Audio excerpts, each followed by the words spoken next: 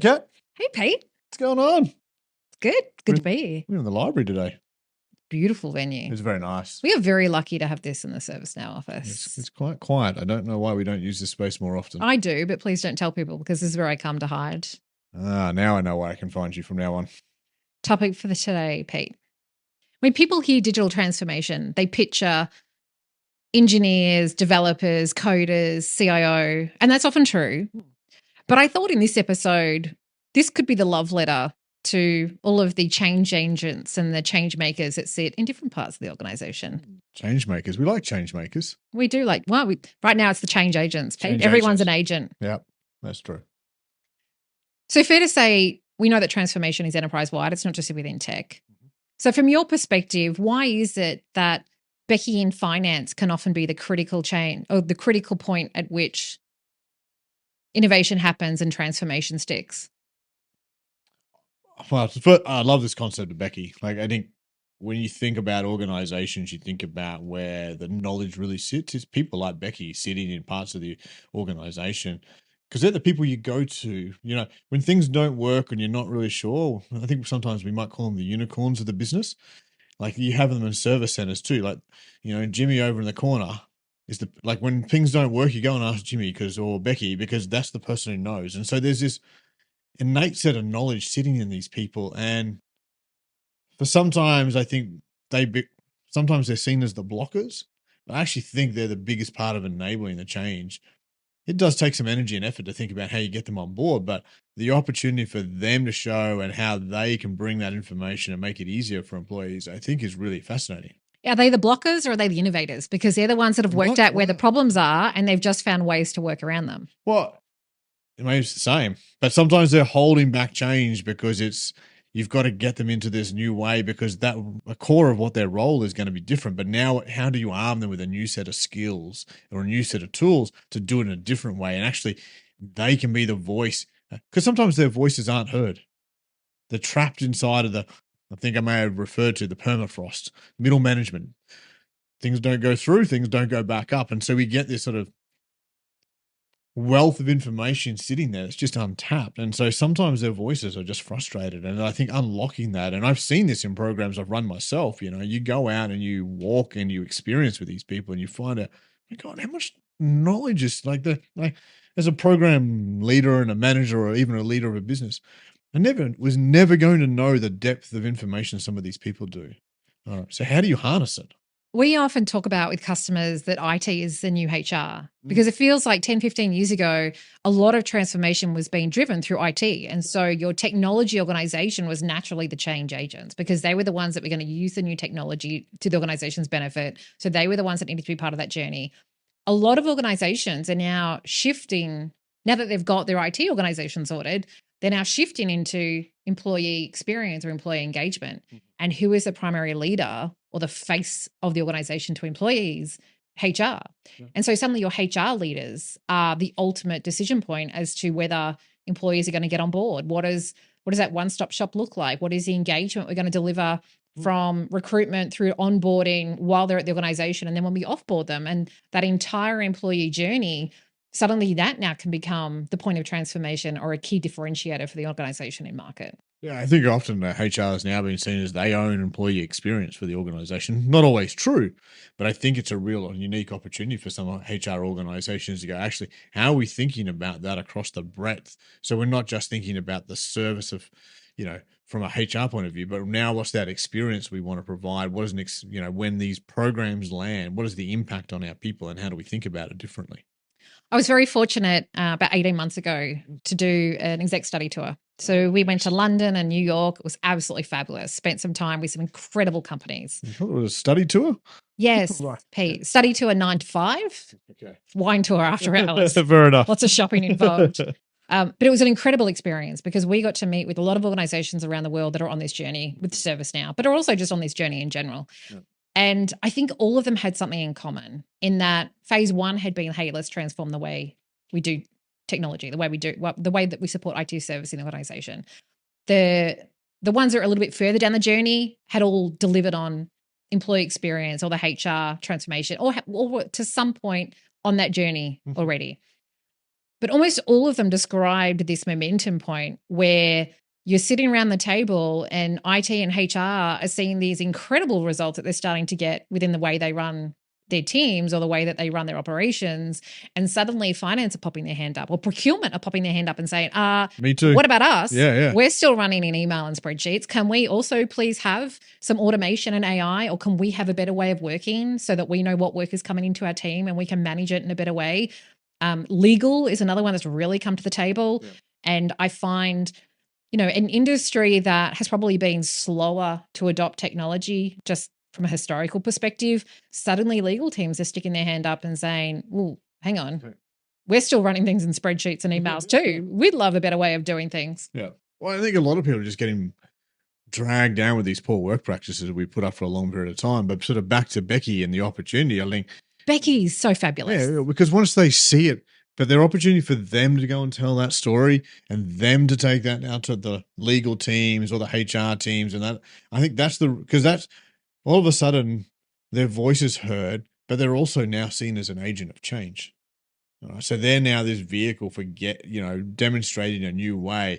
And so all of a sudden, their own spirits are lifted about the impact they're having in an organization. I think for me, that's the stuff that when you see change programs and you think about programs being able to sustain beyond the life of the program, because you spoke about all those resources, they come in, they're hired for a point in time, program finishes, they all go away. And what's left? Everybody else in the org. So if we don't find fundamental ways to unlock that capability and do things differently, I think we're left back with you don't actually sustain the change program beyond phase one. Do you know what I love about the Beckys of the world? No, where are we going with Becky now? So far. We can run all these incredible change management programs. We can do the best presentations in the world, the most gorgeous videos that are powerful and uplifting and sell the value of technology. We love a good uplifting video. Oh, yeah. Great motivational music. Yep. Good voiceover. But Becky's sitting on the office floor. Yeah. And Becky's the one that's just sitting there overhearing the conversations. And when two people start complaining because they don't know where to get something, Becky's the one that pipes up and goes, oh, but you can just find that in the ServiceNow portal. Or no one calls it that. Right. In the real world, they call it, Tech Hub or Finance Hub or whatever they want to call it. Employee portal. Correct. Employee center But Becky's the one that just prompts people to start using the technology. Yeah. But I think we've spoken before, if people feel the change and and we've definitely spoken about this, the culture has to foster this idea that it's okay to speak up, and people and you go allow people that moment to demonstrate the change and go, actually, it's really easy. Let me show you how to do it. Because when you do that, and people, both as leaders, both as Becky, as people start that little momentum wheel starts to spin really, really quickly over time when you start to get that right.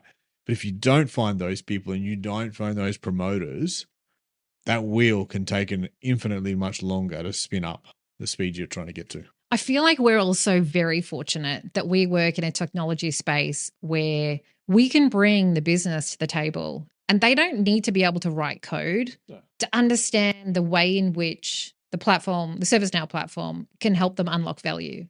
Because as soon as you understand a business process, which they do better than anyone. Yeah, correct. And then you understand the way in which technology can help you do that process better. You don't need to write code. You don't need to understand how the technology works. You just need to understand business.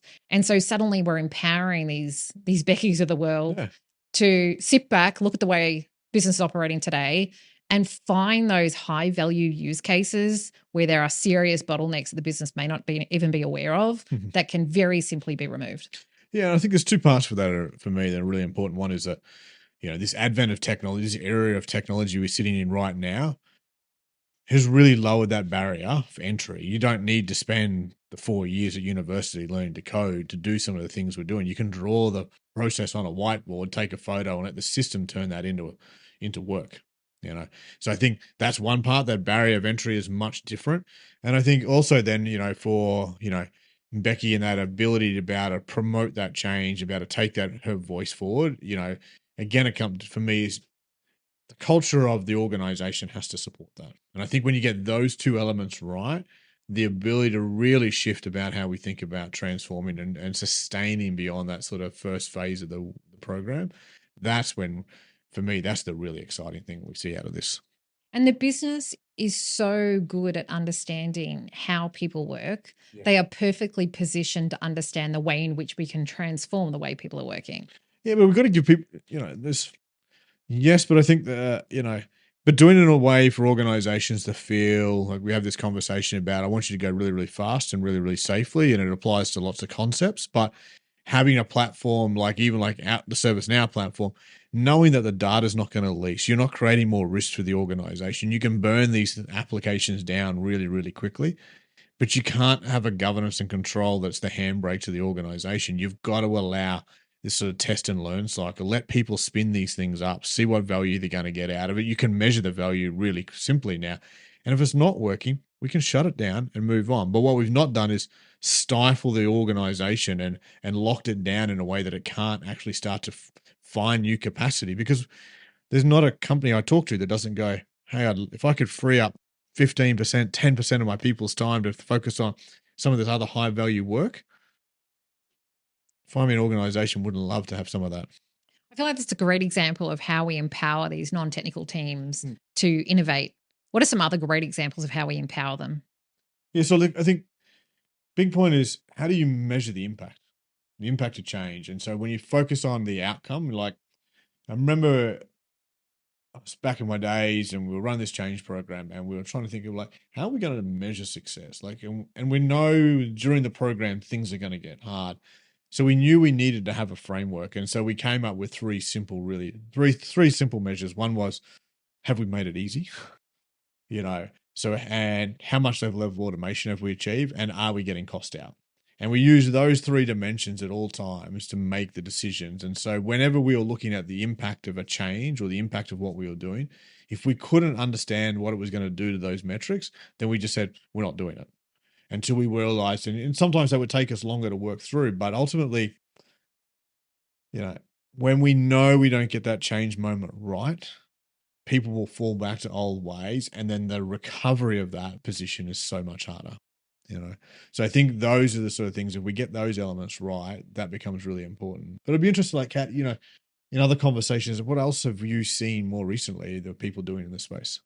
I've always been very passionate about measuring the value of success, measuring the outcomes that you've got from technology. Like, I am not a fan of just implementing technology for technology's sake. If you're not creating outcomes for the business and for the people involved, why bother? Yep. And I think that's even more important when we're empowering people who sit within the business, because they're not measured on technology success. No.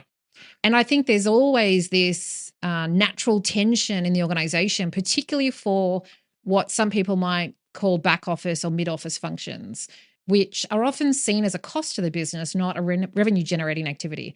Whereas we all know gut feel is, if they didn't exist, the business can't operate. Yep. But how do you draw the line between what they do and delivering on growth of the business? And the type of transformation that we do, the way in which we can take a business process, automate it, streamline it, accelerate it, orchestrate the work around it, and then measure the difference, correct, right, of how long it took to do the order to cash process before versus how long it takes us to do it now.